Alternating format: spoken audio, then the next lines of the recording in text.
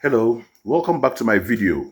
So today I'm going to set the bee trap. That's the swarm trap I said earlier on in my last video, because the last time I went for beehive inspection where I kept my boxes, the two boxes I kept in the bush for like almost a month now, bees have not entered in them. So I decided to set a swarm trap. So I have gathered my buckets, the 5 buckets that I'm going to use to do that. So here are the 5 buckets.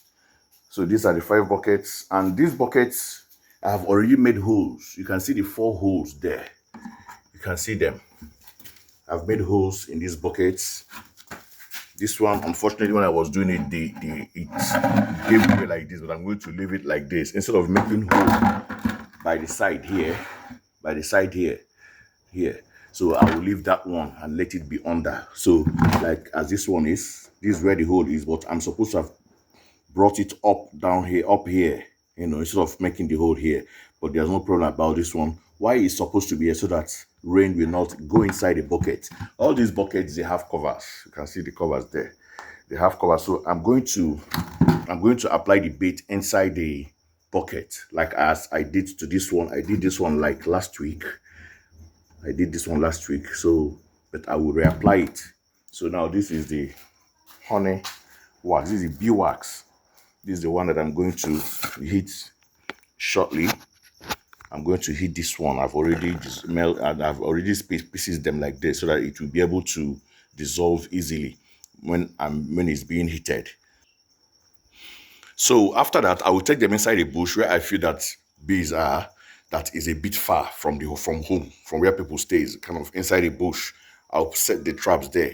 I will hang them up like 5 feet up, 5 feet above the ground. That is the required length I'm going to do. So I'm going to hang them up and leave them there.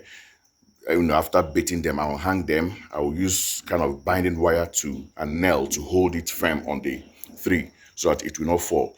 Well, when I'm doing it, I'll be videoing so that you people will see what I'm doing. So that is what I'm going to do now. First of all, I'm going to prepare the buckets to rub the beeswax inside it. Then after that, I will take them inside the bush. So sorry, this place is dark. There's no power. So I'm just using this torchlight. As you can see, I'm hitting the beeswax. You can see it's bringing out smoke or steam, kind of, because it's kind of oily. So I'm now heating it. When it's properly heated, the oil will come out. Then I will now use the oil to rub inside and outside the bucket.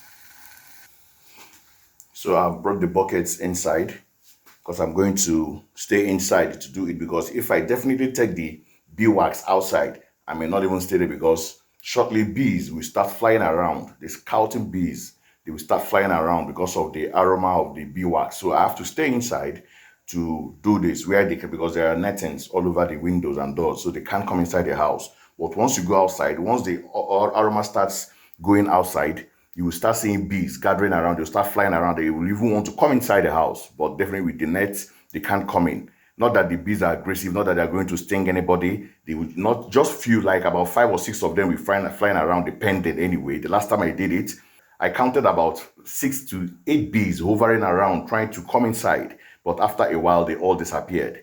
So this time around, I'll stay inside and do this one. So stay with me. I'll be right back. So as you can see, this one is almost ready. This is almost ready. It's almost ready. I have rubbed the beeswax inside it, and I have created a hole. You can see the hole I created here, where the bees, and I also rubbed the beeswax outside there. That's this color you are seeing here. So I rubbed it outside, and I created a hole here, of which I'm still going to make the hole a bit bigger, not as wild as it's, I will still expand the hole a bit. So this bucket is now ready. So 1 down, 4 more to go. So I'll be with you shortly. So I have finally baited the 5 buckets. I've lined them up here. They are all baited, fully baited. Just open inside. I see the inside is baited too. This one, same, is baited. Same with this, it's giving issues to open. This one too is baited. Let me open it. In fact, all of them are fully baited. So I've lined them up here. This is the hole for this. This is the hole for this. This is the hole. This one, the hole is under. It's going to be under. Don't know if you can see the hole. This is the hole. And this is the hole for this. Apparently, bees are flying around this area. They are flying around because of the whole area is smelling of beeswax. So they are flying around here. So after now, I will head to the bush to set the trap. Let's see what happens this time around. At least for some time now, we've not experienced rain. This is the third or the fourth day that we've not experienced rainfall.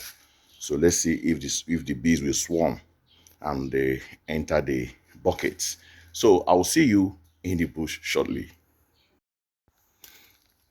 So today I'm here again to set the traps, the swarm traps for the bees.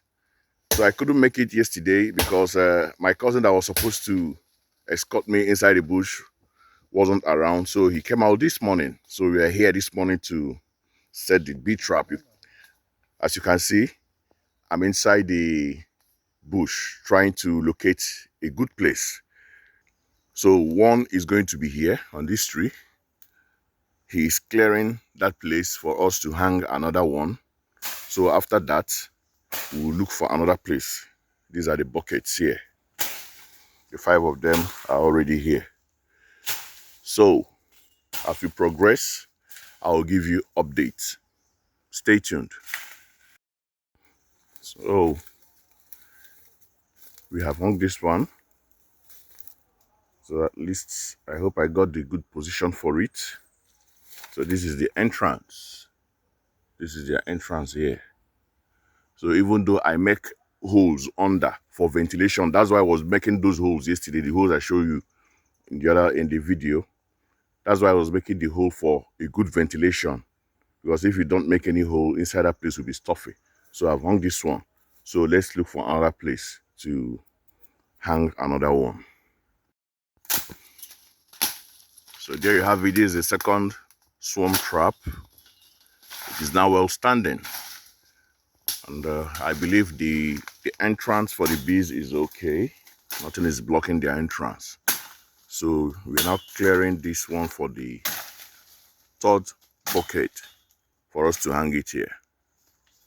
So stay tuned while we do that.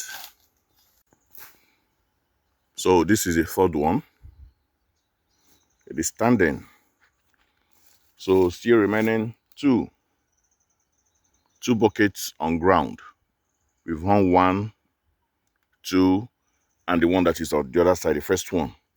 So it is remaining 2 of the swarm buckets. So let's look for the position for the remaining 2. Okay guys, 4 down, 1 to go. So we have succeeded in mounting this one here. So we are now going to look for a good place for this last bucket, the last swarm bucket. So while this one is here and the remaining 3 are down there, we will now look for where to put the 5th one. See you guys soon. So guys, this is the last of the 5 buckets. It has taken its position. So today we have finally succeeded in setting 5 swarm trap buckets, hoping that bees are going to colonize them. So the reason for this is once bees colonizes any of the buckets, we will now transfer the bees to the permanent site where it's supposed to be, not inside this bush and not in this bucket. So once bee occupies any of the buckets, we will now take them to the boxes. It will now be transferred to the boxes where they will stay and start developing honey, which is the primary purpose of having a bee farm and being a beekeeper, to make honey and to get other materials like beeswax for, to produce other things. So this is the last of the buckets, hoping that bees will colonize all the buckets soonest. So thank you so much, guys, for being with us today. And if you actually like the video you watched, just do me a favor and click on the share button. Just touch that share button so that others will see what you just saw. Thank you and have a wonderful day.